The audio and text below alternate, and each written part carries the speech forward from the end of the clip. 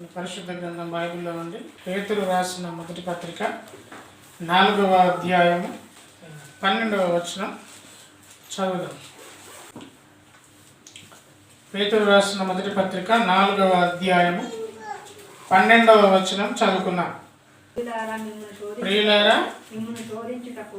మిమ్మును శోధించుటకు మీకు కలుగుచున్న అగ్ని వంటి మహాశ్రమను గూర్చి మీకేదో ఒక వింత సంభవించినట్లు ఆశ్చర్యపడకుడి. ఓకే. ప్రియులారా, మిమ్మల్ని శోధించుటకు మీకు కలుగుతున్న అగ్ని వంటి మహాశ్రమను గురించి మీకు ఏదో ఒక వింత సంభవించినట్లు ఆశ్చర్యపడకుడి.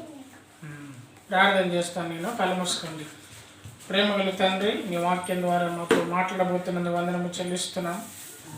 అనేక సంగతులు బయలుపరచబోతున్నందుకు వందనము చెల్లిస్తూ నీ బిడ్డలందరూ కూడా వాక్యమును మరి హృదయంలో భద్రపరుచుకొని వారికి కావాల్సిన ఆత్మీయ ఆశీర్వాదాలు మీరు అనుగ్రహిస్తారని నమ్మచ్చు. యేసు నామమున ప్రార్థిస్తున్నాం తండ్రి. పేతురు రాసిన మొదటి పత్రిక 4వ అధ్యాయం 12వ వచనంలో మాట్లాడుతున్నాడు. ప్రియులారా, మీకు ఒకవేళ అగ్ని వంటి మహాశ్రమ కలిగితే మీకేదో వింత సంభవించినట్లు ఆశ్చర్యపడకుడి. మీకేదైనా అగ్ని వంటి మహాశ్రమ కలిగినప్పుడు ఇదేదో మాకు కొత్తగా జరిగింది అని ఆశ్చర్యపడకుడి అని భక్తుడైన పేతురు ఆనాటి చెదిరిపోయిన సంఘాల్లో ఉన్న వ్యక్తులందరికీ రాసిన మాట. ఆనాటి కాలంలో యెరూషలేములో శ్రమ కలిగినప్పుడు దేవుని బిడ్డలందరూ చెదిరిపోయి వివిధ ప్రదేశాలకు వెళ్ళిపోతారు.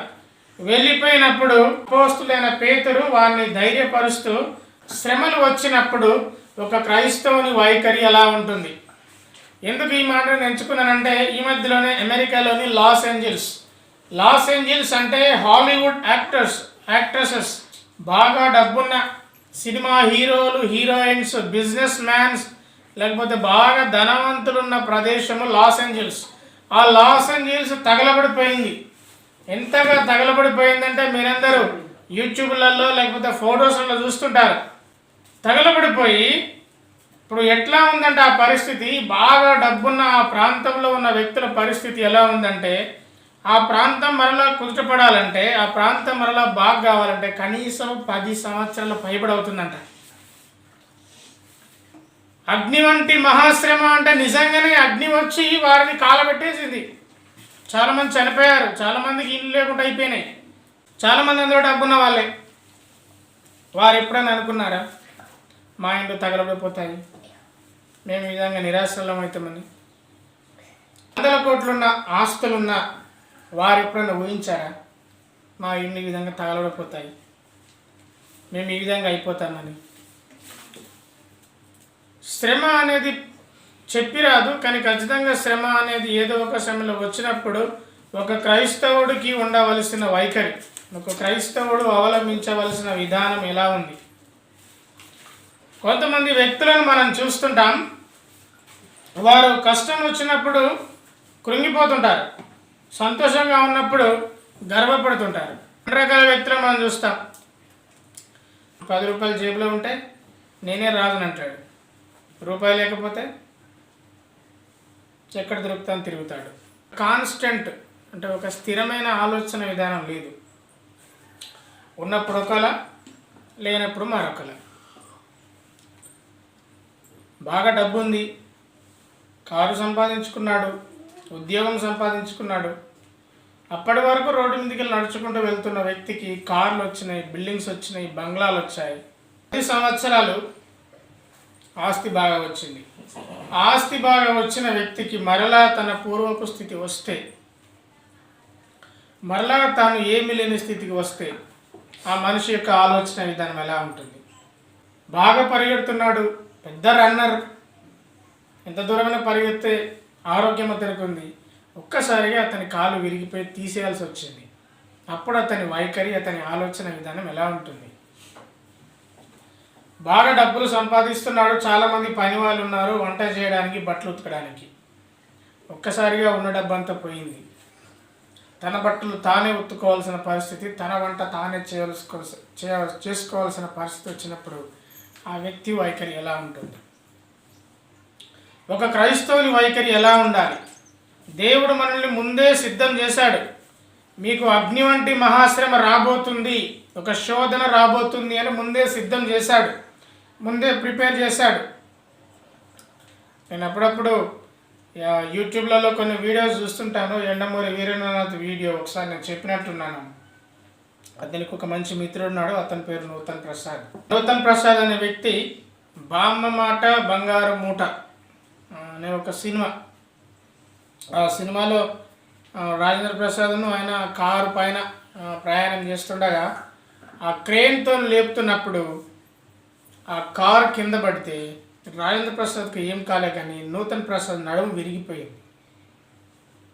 నడుము విరిగిపోయిన సందర్భానికి కొద్ది ముద్రల ముందు యండమూరి వీరేంద్రనాథ్ను నూతన ప్రసాద్ని కలిసి, నూతన్ ప్రసాద్ నువ్వు ఏం చేయాలనుకుంటున్నావు అంటే, నేను ఇప్పుడు ఈ విధంగా సినిమా ఇండస్ట్రీలో నేను ఇప్పుడు బాగా సంపాదిస్తున్నాను, ఏదో కామెడీ విలన్స్ ఇంకేదో పాత్రలు చేస్తున్నాను, నేను రేపటి దినాన ఇలా చేయాలి అనుకుంటున్నాను, మరికొద్ది సంవత్సరంలో ఇంత స్థితికి వెళ్ళాలనుకుంటున్నాను, నేను ఇంత గొప్ప స్థితికి వెళ్దాం అనుకుంటున్నాను, ఈ విధంగా బిజినెస్ చేయాలనుకుంటున్నాను అని నూతన ప్రసాద్ అనే వ్యక్తి యండమూరి వీరేంద్రనాథ్తో చెప్తాడు.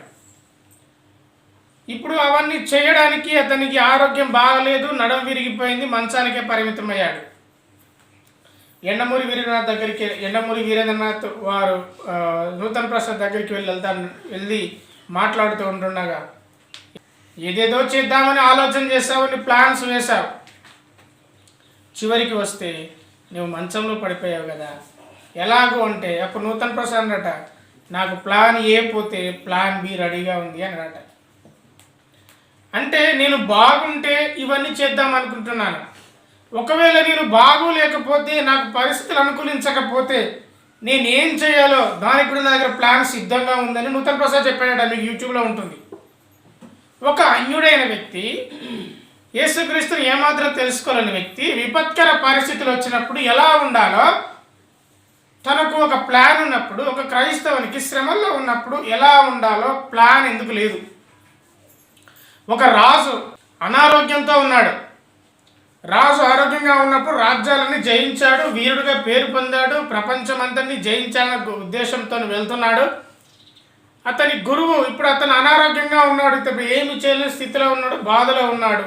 అతను ఆరోగ్యంగా లేడు అని తెలుసుకున్న అతని గురువు అతన్ని దర్శించడానికి వచ్చాడు, రాజు దగ్గరికి వచ్చాడు. ఆ రాజు దగ్గరికి వచ్చి, బాగున్నావా అని రాజు అడగగానే, గురువుగారు వచ్చారా, నా ఆరోగ్యం బాగాలేకుండా అయిపోయిందని ఏడవడం మొదలుపెట్టాడు. సరే, ఏంటి ఏం ఆలోచన చేస్తున్నావు? రేపటి గురించి నీ ఆలోచన ఎట్లా ఉంది? రేపటి గురించి నీ బాధ పక్కన పెట్టండి, నీ ఆలోచన ఎలా ఉంది? ఇప్పుడు నీ ఆలోచన రేపటి గురించి పక్కన పెడితే ఇప్పుడు నీ ఆలోచన ఎలా ఉంది? ఏమన్నది రాజుగారు, నేను ఆరోగ్యంగా ఉంటే ఇక్కడ దాకా నేను కోటను కట్టించేవాడిని, నేను ఆరోగ్యంగా ఉంటే నేను ఈ బిల్డింగ్ కట్టించేవాడిని, నేను ఆరోగ్యంగా ఉంటే నా రాజ్యంలో ఉన్న ప్రజలకు ఇలా చేసుకుందాం అనుకున్నానంటే, ఓకే, నువ్వు ఆరోగ్యంగా ఉంటే ఏమేమి చేయాలో దానికోసం నీ సిద్ధపాటు ఉన్నది. ఒకవేళ నీ ఆరోగ్యం సరిగా లేకపోతే నువ్వేం చేయాలనుకున్నావు? దానికి నీ సిద్ధపాటు ఎలా ఉంది? ఆరోగ్యంగా ఉన్నప్పుడు ఏమేమి చేయాలో నువ్వు సిద్ధపాటును కలిగి ఉన్నావు. నీకు అనారోగ్యం వస్తే, ఒకవేళ ఎటువంటి శ్రమ వస్తే ఏం చేయాలని సిద్ధంగా ఉన్నావు? ఒకవేళ రేపే నీ చావు అనుకుంటే నువ్వు దానికోసం ఎలా ప్రిపేర్ అవుతున్నావు అంటే, రాజు అన్నాడంట, నాకేం తెలియదు, నాకేం సిద్ధపాటు లేదు అన్నాడు.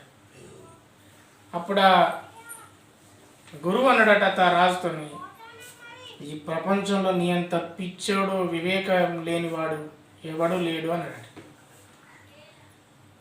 అంటే రేపటి గురించి నీకు అన్ని పాజిటివ్ వైబ్రేషన్సే ఉంటాయి, గొప్ప గొప్ప ఆలోచనలే ఉంటాయి. ఒకవేళ అగ్ని వంటి శ్రమ నీకు వస్తే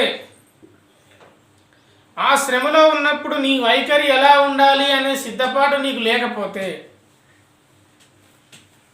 ఓకే, ఆ శ్రమలలో నీకు ఉండవలసిన వైఖరి కనుక సరిగా ఉండకపోతే మనం క్రైస్తవులమని పిలవడానికి కూడా యోగ్యులం కామేమో.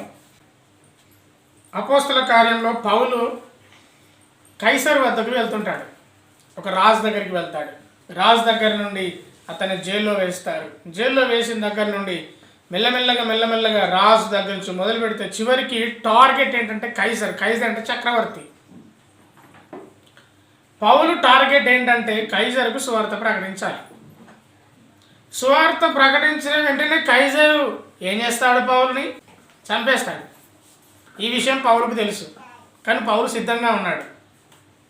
బైబిల్లో చాలామంది భక్తులు దేవుడు ఎప్పుడు అతన్ని తీసుకొని పోతున్నాడో వారికి తెలుసు. దానియేలును సింహం బోన్లో వేశారు.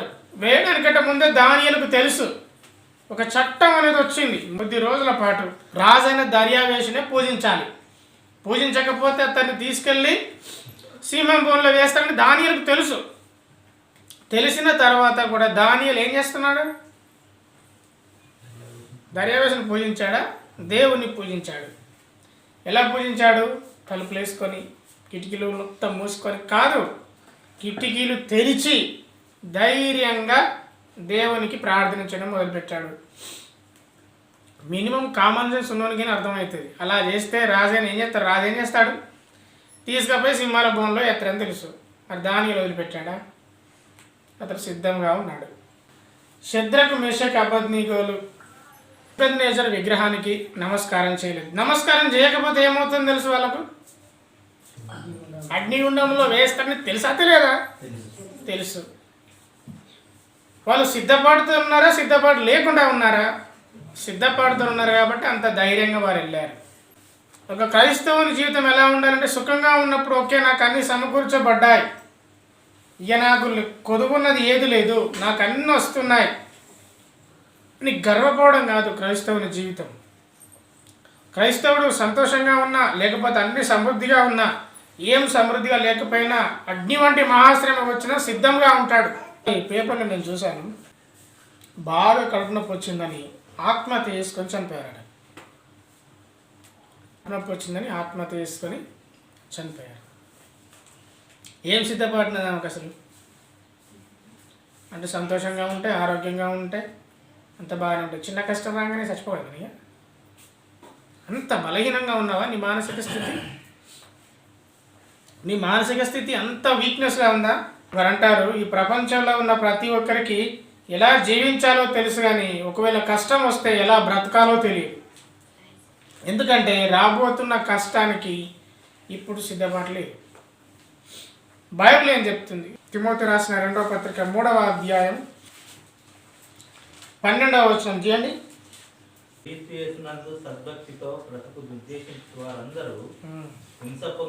క్రీస్తు యేసునందు భక్తితో ఉన్న వారందరికీ కలిగేది ఏంటంటే హింస. బైబిల్ ముందే ప్రిపేర్ చేసి పెట్టింది. మీకు కొన్ని హింసలు వస్తాయి లోకంలో. మీరు సద్భక్తితో బ్రతకాలని కూడా హింసలు వస్తాయి. భక్తి లేదు, ఏది లేదు, నా ఇష్టం ఉన్నట్టు నేను బ్రతుకుతా అంటే నీకే హింసలు రాకపోవచ్చు. నీకు నీతిగా బ్రతకాలని కూడా నీకు హింసలు వస్తాయి. నీతి లేదు, నేను అవినీతిగా బ్రతకాలని కూడా నీకు ఏ హింసలు రాకపోవచ్చు. 13వ వచనంలో ఇదే తిమోతి 2 తిమోతి 3:13లో దుర్జనులు, వంచకులు ఇతరులను మోసపరచు, తామును మోసపోవచ్చు, అంతకంతకు చెడిపోదు. వారు మోసం చేస్తూనే ఉన్నారు కదా. వాడు మోసపోయేది ఏంటంటే వాడే మోసం చేసుకుంటున్నాడు. వాడు నీతిగా బ్రతకట్లేదు కాబట్టి, వాడు అవినీతిపరుడుగా ఉన్నాడు కాబట్టి, వాడు నీతి సూత్రాలను పాటించట్లేదు కాబట్టి వాడు ఇతరులను మోసం చేస్తాడు. వాడు మోసం చేసుకుంటున్నాడు. అంటే వాడి మనస్సాక్షిని వాడు మోసం చేసుకుంటున్నాడు. ఎవరైనా మిమ్మల్ని మోసం చేసేవాళ్ళు ఉన్నారా? ఉండొచ్చు. వాడు మిమ్మల్ని మోసం చేయడమే కాదు, వాడిని కూడా మోసం చేసుకుంటున్నాడు. వాడు అంతకంతకు చెడిపోతున్నాడు. క్రైస్తవులు అంటే సద్భక్తితో బ్రతకాలనుకుంటారు కాబట్టి వారికి హింస వస్తుంది, వారికి శ్రమలు కలుగుతాయి. యోహాను సువార్త 16వ అధ్యాయము 33వ వచనం. యోహాను సువార్త 16వ అధ్యాయము 33వ వచనం. ఆయన మీకు సమాధానం కలుగునట్లు ఈ మాటలు మీతో చెప్పుచున్నాను. లోకంలో మీకు శ్రమ కలుగును, అయినను ధైర్యం తెచ్చుకోండి, ఎందుకంటే నేను లోకాన్ని జయించి ఉన్నాను. నా యందు మీకు సమాధానం కలుగునట్లు ఈ మాటలు చెప్తున్నాను. లోకంలో మీకు శ్రమ కలుగుతుంది. లోకంలో శ్రమ కలుగుతుంది అనే దానికి ఆన్సర్ తిమోతి భక్తులతో పౌలు చెప్తున్నాడు, మీరందరూ సద్భక్తితో బ్రతకాలని ఉద్దేశించుతున్నారు కాబట్టి మీకు శ్రమలు కలుగుతాయి. లోకంలో మాకే ఎందుకు శ్రమలు కలగాలంటే నీవు భక్తితో బ్రతకాలనుకుంటున్నావు కాబట్టి శ్రమలు కలుగుతాయి. ఆయనలో మనము ధైర్యముగా ఉండాలి. బైబిల్ మనకి ఏం నేర్పిస్తుంది? బైబిల్ మనకు నేర్పిస్తున్న వైఖరి ఏంటంటే ధైర్యముగా ఉండాలి. శోధనలు, పతనమైపోతున్న ఈ ప్రపంచంలో శోధనలు లేకపోతే శ్రమలు మనకు అనివార్యం, ఖచ్చితంగా వస్తాయి. ప్రపంచం ముందుకెళ్తుందా వెనకబడిపోతుందా? టెక్నాలజీలో ముందుకెళ్తుంది. కొత్త కొత్త టెక్నాలజీస్ వస్తున్నాయి. 4G నుంచి 5G వచ్చింది, 6G, 7G, 10G దాకా కూడా పోతుంది. ఇంకా G కాకుండా ఇంకా F, H ఇంకేదైనా రావచ్చు. మనిషి ఎలా పోతుంటే పతనమైపోతుంది. అవునా కదా? ఒకప్పుడు డబ్బులు కావాలంటే ఎవరైనా అడిగి తీసుకునేది. ఇప్పుడు బ్యాంక్. ఇప్పుడు ఎవడు ఫోన్ చేసినా డబ్బులు ఎగిరిపోతాయట. అన్నోన్ నెంబర్స్ అయితే డబ్బులు ఎగిరిపోతాయట. బటన్ క్లిక్ చేస్తే డబ్బులు ఎగిరిపోతాయట. అంటే దీనివల్ల లాభం ఎంతో, నష్టం కూడా అంతే ఉంది, ఇంకెక్కువ ఉంది. నేను మీకు చెప్పాను, ఒక వారం రోజుల క్రితం నాకు వాళ్ళు ఫోన్ చేశారు. మీకు చెప్పే ఉంటాను, మీరు 1200 కడితే మీకు తులం బంగారం, తులం వెండి, తులం ఇత్తడి మీకు ఇస్తాం అంటే ఇది మీరు నమ్మశక్యంగా లేదు. మీకు నాకు తెలుసు, అర్థమైంది వాళ్ళు ఎట్లా మాట్లాడుతున్నారో చెప్తున్నాను. మీరు పోస్ట్ ఆఫీస్కి వెళ్ళండి, అవి వచ్చిన తర్వాతనే ప్యాక్ చేసి మీకు పంపిస్తారు. అవి వచ్చిన తర్వాతనే మీరు 1200 వాళ్ళకి ఇవ్వండి, అది తీసుకోండి. లక్కీ డ్రా ద్వారా వచ్చిందని హైదరాబాద్లో ఫేమస్ షాప్ గురించి చెప్తున్నాడు, భాగ్యలక్ష్మి షోరూమ్ అని చెప్తున్నాడు. ఇప్పుడు నేను ఏం చేయాలి? అడ్రస్ చెప్పాలట. మీ అడ్రస్ చెప్తే చాలు, మీ ఆధార్ నెంబర్లు వద్దని అన్నారు. ఇది ఒక్క రకం మోసం. నేను అనుకోకుండా పోస్ట్ ఆఫీస్ దగ్గరికి వెళ్ళాను అదే రోజు. ఆ పోస్ట్ ఆఫీస్లో పనిచేస్తున్నామని చెప్తుంది. అయ్యో అన్నయ్య, అన్నయ్యని పిలుస్తున్నాము, ఎక్కడ పనిచేస్తాము. అన్నయ్య చాలామంది తాడ్చలు మోసపోయారు. అందరూ అడ్రస్ చెప్పారు. అరే అడ్రస్ చెప్తే ఇంటికి వస్తాడ, వచ్చిన తర్వాత డబ్బులు ఇవ్వాలట అనుకొని ఒక డబ్బా వాళ్ళ చేతిలో పెట్టారు. చేతిలో పెట్టిన తర్వాత పోస్ట్ ఆఫీసులో సంతకం పెట్టుకుంటారు ముట్టిందని. ఈ 1200 పోస్ట్ ఆఫీసు వాళ్ళకి ఇచ్చిన తర్వాత వీళ్ళకు పోస్ట్ ఆఫీసులకు సంబంధం ఉండదు. అందులో చూస్తే ఏమీ లేదట, ఉత్త డబ్బు ఉన్నదట. తాడ్చిల్లో చాలామంది మోసపోయారు తెలిసి తెలిసి తెలిసి. ఏది? తులం బంగారం, తులం వెండి, తులం ఇత్తడి. ఏ మాట కామాట నా మాట అంటే ఎంత శివులలో తీరవచ్చినట్టు ఎంత బాగుందో. లక్కీ డ్రా ద్వారా తులం వెండి, తులం బంగారం, తులం ఇత్తడి. అది నిజమైతే ఎంత బాగుండు. కానీ అదంతా అబద్ధం, అదంతా అబద్ధం. టెక్నాలజీ పెరుగుతుందా? టెక్నాలజీ పక్కన పెట్టండి, మోసాలు పెరిగిపోతాయి. ఇటువంటి మోసకరమైన పరిస్థితులు ఉన్నప్పుడు సద్భక్తితో బ్రతకను ఉద్దేశించే వారికి శ్రమ ఉండదా? శ్రమ కలగదా? పాపం ఎంత సూపర్గా సంతోషంగా ఉండొచ్చు. ఈ శోధన వల్ల, ఈ శ్రమల వల్ల మనకు 2 లాభాలు ఉన్నాయి. లాభాలు అంటారా, నష్టాలు అంటారా? నీకు ఏదైనా శోధన వచ్చినప్పుడు, అగ్ని వంటి మహాశ్రమ వచ్చినప్పుడు, ఆ శ్రమ నిన్ను ఉన్నతమైన వ్యక్తిగానే చేస్తుంది, ఆ శ్రమ పనికిరాని వ్యక్తిగానే చేస్తుంది. మళ్ళా చెప్తున్నాను, నీకు వచ్చిన ఆ శ్రమ నిన్ను బలపరుస్తుంది, లేకపోతే నిన్ను విచ్ఛిన్నం చేస్తుంది. ఇప్పుడు ఆ శ్రమను నీవు ఎలా తీసుకుంటున్నావు అనే దానిపైనే నీవు బలపరచబడడం, ఆ శ్రమను నీవు ఎలా ఆలోచన చేస్తున్నావు అనే దానిపైనే నీ జీవితం విచ్ఛిన్నం అనేది ఆధారపడి ఉంటుంది. 2 వ్యక్తులను నేను చెప్తున్నాను, బైబిల్లో ఉన్న 2 వ్యక్తులను. మొట్టమొదటిగా యోసేపు గురించి నేను చెప్తున్నాను. యోసేపు నీతిగా ఉన్నాడు. యోసేపు నీతిగా ఉన్నాడు. తన యజమాని భార్య తనను మోహించినప్పుడు ఆమెతో పాపం చేయలేదు.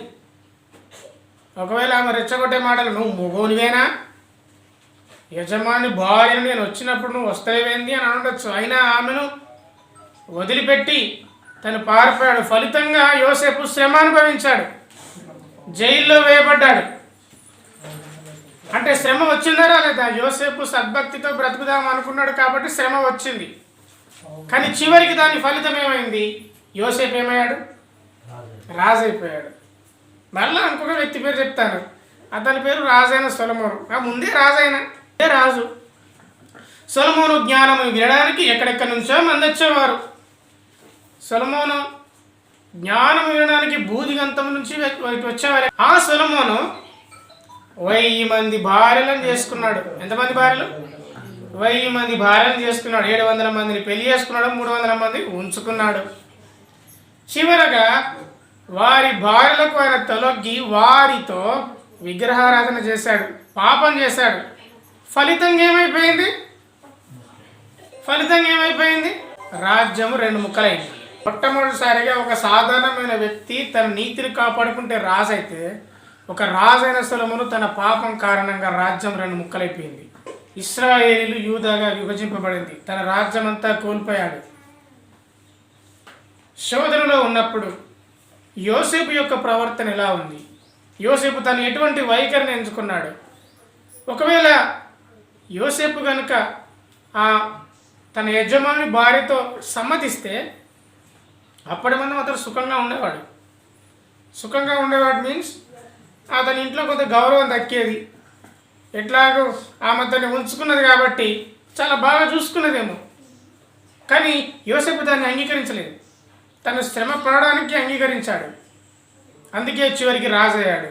రాజైన సొలొమోను 700 మంది నాకెందుకు భార్యలు, ఈ 300 మంది ఉపపత్తులు నాకెందుకు, నాకు అవసరమా, ఈ విగ్రహారాధన నాకు అవసరమా అని అనుకొని త్రోసివేస్తే సొలొమోను రాజ్యం వేరే విధంగా ఉండేది.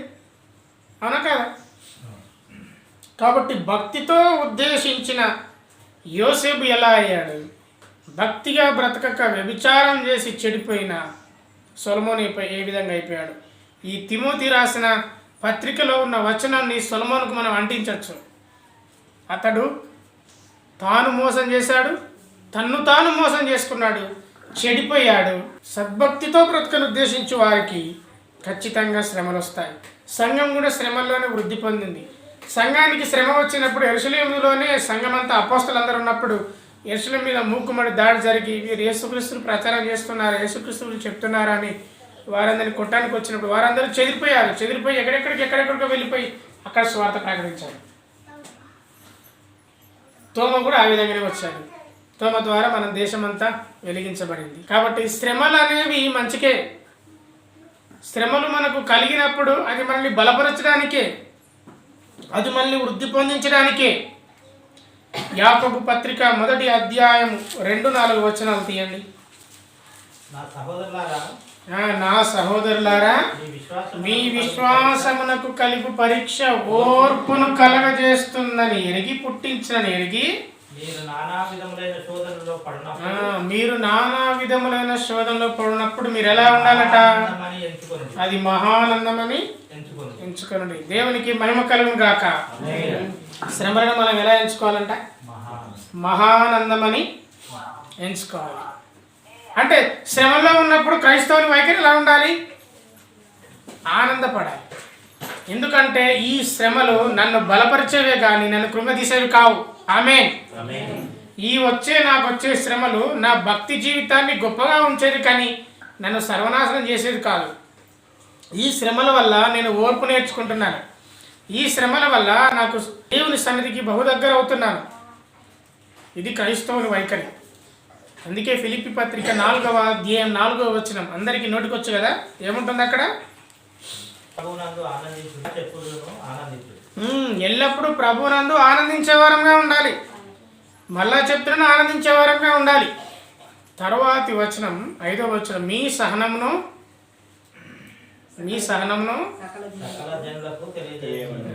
సకల జనులకు తెలియబడనీయుడి, ప్రభు సమీపంగా ఉన్నాడు. ప్రభు సమీపంగా ఉన్నాడు. మీరు శ్రమ పడుతుండగా మీరు ఆలోచన చేసుకోవాలి, నా ప్రభు సమీపంగా ఉన్నాడు, ప్రభు రాబోతుంది. నేను ఈ శ్రమలో సహనంగా ఉండాలి. ఈ శ్రమ ఎందు దుఃఖమున్నా నా ప్రభువునందు నేను సంతోషించాలి. ఎంతమంది సంతోషంగా ఉన్నారు? ప్రభువునందు సంతోషించాలి. ప్రభువును మనం కలిగి ఉన్నాం కాబట్టి సంతోషించాలి. ప్రభు మళ్ళీ ముందే సిద్ధపరిచాడు కాబట్టి సంతోషించాలి. ప్రభు ఏమని సిద్ధపరిచాడంటే, లోకంలో మీకు శ్రమ కలుగుతుంది నాయన, ఆయనను మీరు ధైర్యం తెచ్చుకోండి, మీరు సహనంగా ఉండండి అని నేర్పిస్తుంది కాబట్టి సంతోషించాలి. నీకు శ్రమే లేకపోతే సహనం ఎక్కడ నుండి వస్తుంది? సువార్త 16:33 ఇంతమంది చూసుకున్నాం. మనము ఆయనను మాదిరిగా తీసుకోవాలి. ఎందుకంటే ఆయన లోకాన్ని జయించాడు కాబట్టి మనము ఈ శ్రమను జయిస్తాము అనే ధైర్యాన్ని మనం కలిగి ఉండాలి. ఎటువంటి శ్రమ అయినా కానీ దేవుడు మనకు తోడై ఉంటే ఆ శ్రమను మనము జయించగలుగుతాం. కాబట్టి శ్రమల్లో మనం అవలంబించవలసిన వైఖరి, శ్రమలలో మనకున్న యాటిట్యూడ్ ఏంటి? యాటిట్యూడ్ అంటే మాటకు మాట సమాధానం చెప్పి ఎట్లా పడితే మాట్లాడడం, సినిమా హీరోలను మాదిరిగా తీసుకొని వాడికి యాటిట్యూడ్ ఎక్కువ అంటే ఇష్టానుసారంగా మాట్లాడడం కాదు. సహనంగా ఉండడం నీ యాటిట్యూడ్ కావాలి, నీ వైఖరి కావాలి. ఓపికగా ఉండడం నీ వైఖరి కావాలి. శ్రమలు వచ్చినప్పుడు ధైర్యం కోల్పోకుండా ఉండడం నీ వైఖరి కావాలి. శ్రమలు వచ్చినప్పుడు యేసు ప్రభువును కలిగినందుకు సంతోషించడం నీ వైఖరి కావాలి. పరిస్థితులను నియంత్రించలేవు. డోంట్ కంట్రోల్ ది సిచ్యువేషన్స్ అంటే పరిస్థితులు నియంత్రించలేవు. ఇంకో మాట చెప్తాను, మీ ఇంట్లో ఉన్నవాడు కూడా మీరు నియంత్రించలేరు. మీ పిల్లల్ని మీరు నియంత్రించలేరు, మీ భార్యను కూడా కొన్నిసార్లు మీరు నియంత్రించలేరు. కానీ మీ నియంత్రణలో మీరున్నారా? ఇది ప్రశ్న. మీకు ఏదైనా శ్రమ వచ్చినప్పుడు మీరు ఎటువంటి వైఖరిని కలిగి ఉన్నారు, మీరు ఎటువంటి ఏ నియంత్రణలో ఉన్నారనేది ప్రశ్న. నేను డిగ్రీ చదువుకున్నప్పుడు మాకు కంప్యూటర్ సైన్స్ టీచర్ ఉండే. ఆ టీచర్ ఖాళీ టైంలో అస్తమానం పుస్తకాలు వేసుకొని చదివేది. చదువుతున్నప్పుడు నేను అన్నాను, మేడం మాకు కొంచెం క్లోజ్గా ఉండేది. మేడం ఏం చదువుతున్నారంటే నేను ఇప్పుడు ఎంఎస్సి సైకాలజీ చేస్తున్నాను. ఎందుకు ఎంఎస్సి సైకాలజీ? కంప్యూటర్ సైన్స్ టీచర్గా బాగానే ఉన్నారు కదా, మాకున్న కొంత క్లోజ్ చేస్తారంటే అవన్నది ఇప్పుడు ఎంఎస్సి సైకాలజీకి భవిష్యత్తులో డిమాండ్ రాబోతుంది. ఎందుకు డిమాండ్ అంటే భవిష్యత్తులో చాలామంది పిల్లలకు వారి భవిష్యత్తు పట్ల గందరగోళం ఏర్పడుతుంది. అప్పుడు సైకాలజీ చదివిన టీచర్స్ అవసరమై ఉంటుంది. కాబట్టి ఏదో ఒక టైంలో, ఇప్పుడు కాకుండా ఏదో ఒక టైంలో ఖచ్చితంగా ప్రతి స్కూల్కి ఒక సైకాలజీ టీచర్ అనేది తప్పకుండా అవసరం అవుతుందని చెప్పింది. అంటే వారు చెప్పారు. ఇది నిజమేమో కదా? ప్రతి ఒక్కరికి గందరగోళం ఉందా లేదా? ప్రతి ఒక్కరి జీవితంలో గందరగోళం ఉంది. పిల్లల జీవితాల్లో కూడా గందరగోళం ఉంది. ఇటువంటి గందరగోళ పరిస్థితులలో సన్మార్గంలో నడిపించడానికి ఒక టీచర్ కావాలి. మన టీచర్ బైబిల్ చెప్తుంది. ముందే మన వైఖరి ఎలా ఉండాలో బైబిల్ చెప్తుంది. శ్రమలు వచ్చినప్పుడు మన పరిస్థితి ఎలా ఉండాలో బైబిల్ చెప్తుంది. ఇటువంటి వైఖరిని కలిగి ఉన్న ఎవడు కూడా తొనకడు, బెనకడు, కింద పడిపోడు. ఇటువంటి వైఖరి లేకుండా సంతోషం వచ్చినప్పుడు ఎక్కలేని సంతోషంతో ఇదంతా నాదే అని గర్వపడి అన్ని కోల్పోయినప్పుడు అయ్యో పోయిందని ఏడుపోట్టు మాటలు మాట్లాడే ఈనాటి దేవుని వ్యతిరేకుల వల్ల మనం ఉండకూడదు. యోబు దగ్గరికి వచ్చి అయ్యో మొత్తం కోల్పోయినావా, యోబు మొత్తం కోల్పోయినావా అంటే దేవుడే ఇచ్చాడు, దేవుడే తీసుకున్నాడు. దిగంబరిగా వచ్చి దిగంబరిగా పోతుని దేవునికి మహిమ కలుగును గాక అన్న యోబు నుండి నీవేం నేర్చుకున్నావు? నీ వైఖరిని ఎలా మార్చుకుంటున్నావు? అన్నీ ఇచ్చిన యేసు మొత్తము తీసేసుకునే అని ఒక పాట ఉంటుంది. భయము చెందకు భక్తుడా, ఈ మాయలోకం ఛాయలు చూసినప్పుడు. అన్నీ ఇచ్చాడు, ఇప్పుడు అన్నీ కోల్పోయినావు. నీ వైఖరి ఎలా ఉంది?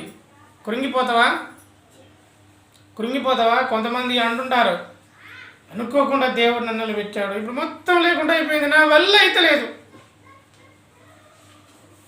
ఒకప్పుడు కార్లలో తిరిగి ఇప్పుడు నడవాలంటే బాగా భయంగా ఉంది, బాగా బాధగా ఉంది, ఏడుస్తున్నారు నాతో చెప్పుకుంటా. ఇదేనా నీ వైఖరి? క్రైస్తవ జీవితంలో నువ్వు పెంచుకున్న వైఖరి? ఒకప్పుడు నీకు బియ్యం దొరకలేదు, రేపు రాబోతున్న దినాల్లో కూడా నీకు బియ్యం దొరకదు. అటువంటి పరిస్థితి ఎవరికి రాదు, కానీ దొరకకపోతే అప్పుడు ఎలా ఉన్నావో మరలా ఇప్పుడు అలా ఉండడానికి నీకే కష్టం. నాకు కష్టం కదా, అప్పుడంటే జరిగింది, ఇప్పుడు అలా ఉండగలుగుతానా? ఉండడమే క్రైస్తవ జీవితం. రాజు గురించి మీకు చెప్తున్నాను. యెషయా గ్రంథం 38వ అధ్యాయము. ఈయన చేసిన ప్రార్థన కొంత నాకు ఆశ్చర్యంగా కలిగించింది. యెషయా గ్రంథం 38 1 నుండి 3 వచనాలు.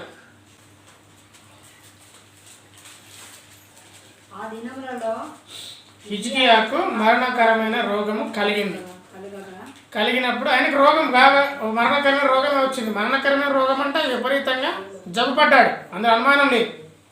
ఈ జబ్బుపడ్డప్పుడు ప్రవక్త అయిన యెషయా అతని దగ్గరికి వస్తాడు.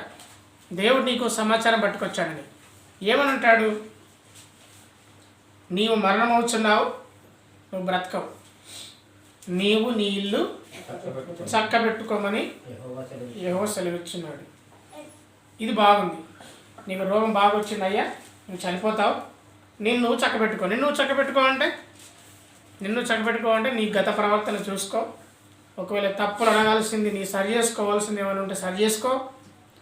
నువ్వేమైనా మాట్లాడకూడని మాట ఏమైనా మాట్లాడుంటే దేవుని దగ్గర క్షమాపణ అడుగు, నిన్ను చక్కపరుచుకో అని అన్నాడు. అన్న తర్వాత తను చక్కపరుచుకొని హిజ్కియా రాజు ఒక ప్రార్థన చేశాడు. ఏమని ప్రార్థన చేశాడు ఒకసారి చూడండి. యెహోవా, యథార్థ హృదయుడినై సత్యముతో నీ సన్నిధిని నేనెట్లు నడుచుకుంటున్నావు, నీ దృష్టికి అనుకూలంగా సమస్తంగా నేనెట్లు జరిగించుతున్నో కృపతో నన్ను జ్ఞాపకం చేసుకో. తండ్రి, నన్ను జ్ఞాపకం చేసుకో, నేను ఎలా ఉన్నానో ఎలా ప్రవర్తించానో జ్ఞాపకం చేసుకో అని హిజ్కియా ప్రార్థన చేశాడు. నాకు ఆశ్చర్యం కలిగించింది ఏంటంటే హిజ్కియా నన్ను బ్రతికించమని ప్రార్థన చేయలేదు. హల్లెలూయా. ఇది ఒక సగటు క్రైస్తవునికి నువ్వు చచ్చిపోతావు, నువ్వు ప్రార్థన చేసుకోమంటే వాడు తెల్లార ముందొచ్చే మాట, అయ్యే తండ్రి నేను బతకాలి, తండ్రి నేను బతకాలి. ఒక అంటే తప్పుగా అనుకోవద్దు, ఒక పాస్టర్ కొడుకు యాక్సిడెంట్ అయ్యి కాళ్ళు చేతులు విరిగిపోయి ఆయన స్ట్రెచర్ మీద వేస్తూ వెళ్తుంటే ఆయన అన్నాడంట, హాస్పిటల్ పోయేంత వరకు విపరీతంగా రక్తస్రావం అవుతూ యేసయ్యా నన్ను బ్రతికించు, యేసయ్యా నన్ను బ్రతికించు, యేసయ్యా నన్ను బ్రతికించు బ్రతికించు బ్రతికించు అని చెప్పి అని చనిపోయాడు. అంటే ఒక క్రైస్తవుని జీవితానికి అంటే నిజంగా దేవుణ్ణి మనస్ఫూర్తిగా అంగీకరించిన వ్యక్తికి ఒక మామూలు వ్యక్తికి ఉన్న తేడా, నేను బ్రతకాలి, నేను బ్రతకాలి, నేను బ్రతకాలి, నేను చావద్దు చావద్దు చావద్దు. కానీ ఈయన ఏమని ప్రార్థన చేశాడు?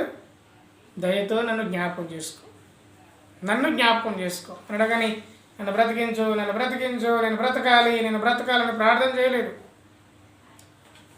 అపోస్తుడైన పేతురుకు తాను ఎప్పుడు చచ్చిపోతాడో తనకు ముందే తెలుసు. 2 పేతురు 1వ అధ్యాయం 13వ వచనం. 2 పేతురు 1వ అధ్యాయం 13వ వచనం. మరియు మన ప్రభువైన యేసుక్రీస్తు నాకు సూచించిందంట. ఏమని సూచించాడట? నా గుడారము త్వరగా విడిచిపెట్టి వస్తుందని ఎరిగి. ఆయనకు తెలుసు ఎప్పుడు ఆయన పోతాడో. దేవుని చిత్తం అతనికి తెలుసు. దేవుని చిత్తంలో నీవున్నావు, నేనున్నాను. మరి మనకేదన్నా కష్టం వచ్చినప్పుడు మనం అవలంబించవలసిన వైఖరి ఏంటిది? పేతురు, ఎందుకు ప్రభువా నన్ను తీసుకుపోతావు, ఇంకొక దేవుడు ఉంచరాదు? ఈ లోకంలో అన్నీ మంచి మంచిగా జరుగుతాయి. ఈ లోకంలో మొత్తం ఏం చూస్తాం మనం? పాపం.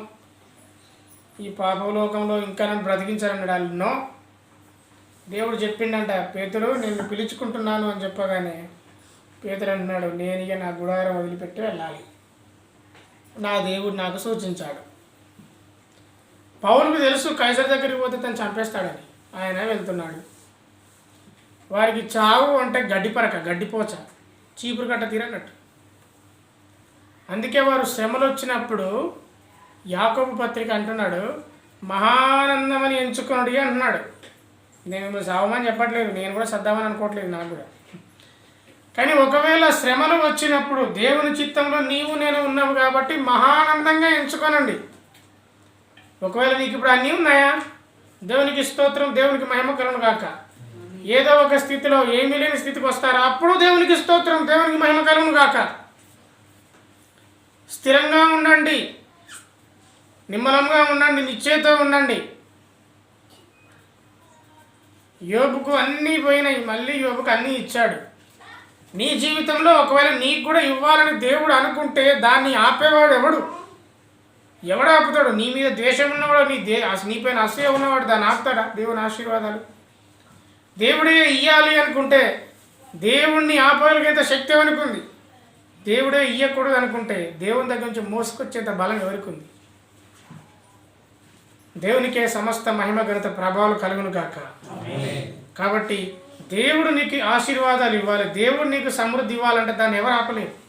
దేవుడు నీకు ఇవ్వకూడదంటే దాన్ని ఎవరు అడ్డుపడలేరు. కాబట్టి శ్రమలు వచ్చినప్పుడు మీరు మహానందమును ఎంచుకోండి. లాస్ ఏంజల్స్లో ఉన్నవారు మళ్ళీ 10 సంవత్సరాల దాకా వారు కోరుకోరట. ఇప్పుడు మనం బాగానే ఉన్నాము, రేపేం జరుగుతుందో మనకు తెలియదు. మనకు ఎటువంటి పరిస్థితి వచ్చినా మహానందంగా ఎంచుకొని సంతోషంగా దేవుణ్ణి బట్టి ప్రభువుని బట్టి సంతోషించే వారంగా ఉండాలి.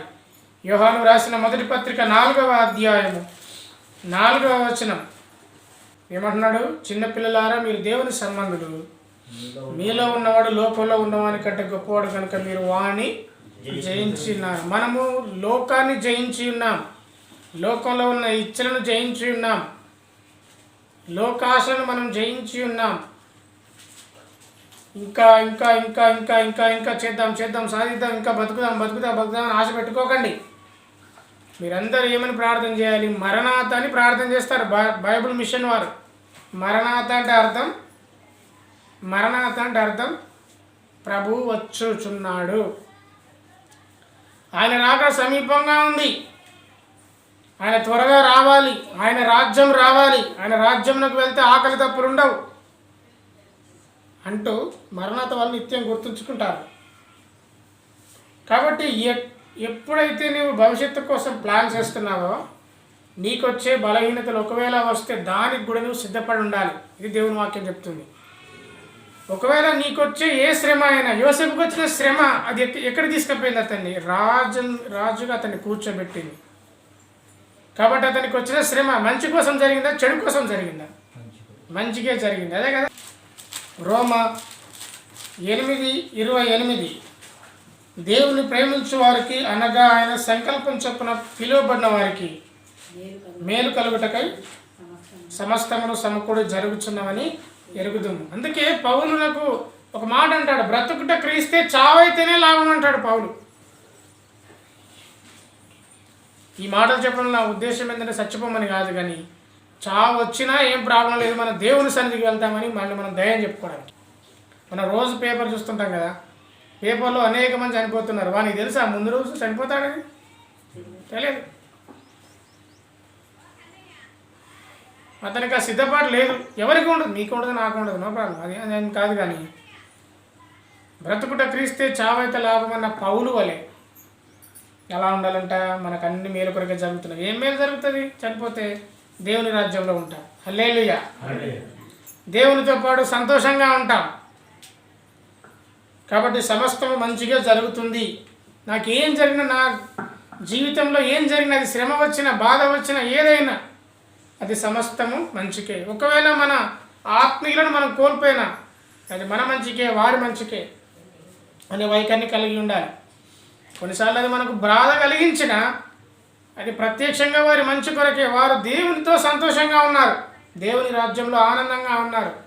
వారిని కోల్పోయిన, వారి ఆత్మీయులను కోల్పోయిన నీవు బాధలో ఉంటావు వారి జ్ఞాపకాలతో. కానీ వారు సంతోషంగా ఉన్నారు. వారు సంతోషంగా ఉన్నారనే వైఖరి నీవు కలిగిండి నీవు సంతోషంగా ఉండాలి. దేవుని రాజ్యంలో ఉండడానికైనా గొప్ప సంతోషం ఏముంటుంది? ఎఫెసీ పత్రిక 6వ అధ్యాయం 13వ వచనం చూసుకొని, ఆపద్దినమందు వారిని ఎదిరించుటకు, ఆపదలు వస్తాయని ఆయన అని చెప్తున్నాడు దేవుని వాక్యం. ఆపదలు ఏం రావు, అన్ని పోతాయి కాదు, ఆపద్దినం వస్తుంది. కాకపోతే ఆపద్దినమందు మనం ఎదిరించగలుగుతాం. దావీదు 40 సంవత్సరాలు అతని రాజ్యము పరిపాలించాడు. మరి 40 సంవత్సరాలు విపరీతంగా యుద్ధం చేశాడు. యుద్ధం అంటే ఏంటి? యుద్ధం అంటే ఏంటి? అతన్ని పెళ్లి భోజనం పెడతారా? యుద్ధానికి పోతే డిన్నర్ పెట్టుకొని పంపిస్తారా? కత్తులతో పొడుచుకున్నాడే. మరి దావీదుని దేవుడు కాపాడా లేదా? దావీదునికి ఎన్ని ఆపద్దినాలు వచ్చినా దావీదుకున్న నమ్మకం దేవుడు దాన్ని కాపాడుతాడని. అట్లాగే మనం కూడా యుద్ధానికి వెళ్తున్నాం. ఈ లోకంలో ఉన్న శత్రువును జయించడానికి వెళ్తున్నాం. ఆ శత్రువు ఎవరు? సాతానే. సాతాను సంబంధం జయించడానికి వెళ్తున్నప్పుడు మనము యుద్ధంలో ఉంటాం. ఎన్నోసార్లు వాడు మనమైన అగ్ని బాణములు వేస్తుంటాడు, కానీ దానికి మనము బైబిలే సమాధానం. అందుకే అంటున్నాడు, మీరు ఆపద్దినమందు వారిని ఎదిరించుటకు, సమస్తం నెరవేర్చిన వారిని నిలబడటకు, శక్తిమంతులగుటకు దేవుడిచ్చే సర్వాంగ కవచమును ధరించుకోవాలి. దేవుడిచ్చే కవచాన్ని ధరించుకోవాలి. దేవుడు ఏమేమి కవచాలు ఇచ్చాడంటే ఇక్కడ ఇచ్చాడు. ఆమె ప్రేమని ఇచ్చాడు, విశ్వాసమైన డాలను ఇచ్చాడు, రక్షణ శిరస్థానం ఇచ్చాడు, ఆత్మని ఖడ్గం ఇచ్చాడు, వాక్యాన్ని ఇచ్చాడు. వాక్యం ద్వారానే మనము ఈ లోకాన్ని జయించాలి. యేసుక్రీస్తు ప్రభువుని సాతాను శోధిస్తాడు కదా. శోధించినప్పుడు యేసుక్రీస్తు ప్రభువు శోధన పడిపోతారా? శోధన జయిస్తాడు. ఎలా జయిస్తాడు? వాక్యం ద్వారానే జయిస్తాడు. ఇలా ఉంది కదా అంటే ఇలా కూడా ఉంది అని సాతాను వాక్యం ద్వారా జయిస్తాడు. అంటే ముందు మన వాక్యం తెలిసి ఉండాలి, వాక్యంను బాగా పఠించేవారంగా ఉండాలి. ఆ వాక్యం మన హృదయంలో ఉన్నప్పుడు ఎటువంటి శ్రమ అయినా మనం ఎదిరించగలుగుతాం, జయించగలుగుతాం. శ్రమలు వచ్చే క్రమంలో, ఈ శోధన వచ్చే క్రమంలో మనకు పిరికితనం ఉండకూడదు. దేవుడు మనకు శక్తినిచ్చాడు, ప్రేమనిచ్చాడు, ఇంద్రియ నిగ్రహములు గల ఆత్మనిచ్చాడు, కానీ పిరికితనం గల ఆత్మనివ్వలేదు. అయ్యా నీకు శక్తిని ఇచ్చాడు ఈ లోకాన్ని జయించడానికి, నీ వ్యతిరేకులందరినీ జయించడానికి, నీపైన వ్యతిరేకంగా ఆలోచన చేస్తున్న వారి ఆలోచనని జయించడానికి దేవుడు నీకు శక్తినిచ్చాడు. నువ్వు ఎవరిని నియంత్రించలేవు, నీ నియంత్రణలోనే నీవు ఉండాలి. నీవే నియంత్రణ కోల్పోతే ఇతరులను నీ నియంత్రణలోనికి ఎలా తెచ్చుకుంటావు? నీవే నీ నియంత్రణ కోల్పోయి నీవే నీ నియంత్రణ ఉండకపోతే నీ ఇంట్లో నీ నియంత్రణలోనికి ఎట్లా వస్తారు? నీ పొరుగు వాళ్ళు నీ నియంత్రణలోకి ఎట్లా వస్తారు? ఎందుకంటే నీకు ఇంద్రియ నిగ్రహములు గల ఆత్మనిచ్చాడు. అంటే నిన్ను నీవు బలపరుచుకొని నిన్ను నీవు నిగ్రహించుకునే ఆత్మ దేవుడు నీకు ఇచ్చాడు. శ్రమలు వచ్చినప్పుడు నీ వైఖరి ఎలా ఉన్నది? ఒక గొప్ప మానసిక శాస్త్రవేత్త ఒక మాట చెప్తారు, ఒక కొటేషన్, అది నేను రాసుకున్నాను, నేను మీకు చదువుతాను. ఒక వ్యక్తి నుంచి మనం దేన్నైనా తీసుకోవచ్చు, వాని డబ్బును తీసుకోవచ్చు, ఏదైనా తీసుకోవచ్చు, కానీ ఒకటి మాత్రం తీసుకోలేము, అది మానవ స్వేచ్ఛలో చివరిది. ఎటువంటి పరిస్థితుల్లోనైనా తన వైఖరిని ఎంచుకోవడం, తన సొంత మార్గాన్ని నిర్ణయం తీసుకోవడం. ఒక వ్యక్తి నుంచి మనం ఏదైనా తీసుకోవచ్చు, అతని డబ్బును తీసుకోవచ్చు, అతని జ్ఞానం, అతను పొందుకున్న జ్ఞానాన్ని మనం తీసుకోవచ్చు, కానీ ఎటువంటి పరిస్థితి వచ్చినా వాడు ఒక నిర్ణయం తీసుకుంటాడే వైఖరి. ఆ వైఖరిని మనం తీసుకోలేము, మనం పొందుకోలేము. ఆ వైఖరిని మనం చెప్పడం వల్ల వాడు మార్చుకోలేడు. వాడి వైఖరి ఏదో వానికి తెలుసు. జీవితంలో ఉన్నవాడిగా శ్రమలు వచ్చినప్పుడు ఎటువంటి వైఖరి ఉండాలో, ఎలాంటి వైఖరి అవలంబించాలో, ఏమని దేవుని వాక్యం చెప్తుందో ఆ వైఖరిని కనుక మనం కలిగి ఉంటే దాని నుండి మనల్ని ఎవడు తీసివేయలేడు. దేవుని కృప మనందరికి దయచేయును గాక. అందరం తల వంచుకొని దేవుని స్తుతిద్దాం. నీ ఉంటే నాకు చాలు యేసయ్యా, నీ వెంటే నేను ఉంటానేసయ్యా, నీ మాట చాలయ్యా, నీ చూపు చాలయ్యా, నీ తోడు చాలయ్యా, నీ నీడ చాలయ్యా, నీ మాట చాలయ్యా, నీ చూపు చాలయ్యా, నీ తోడు చాలయ్యా, నీ నీడ చాలయ్యా, నీ ఉంటే నాకు చాలు యేసయ్యా, నీ వెంటే నేను ఉంటానేసయ్యా. ఎన్ని బాధలున్నను ఇబ్బందులైనను,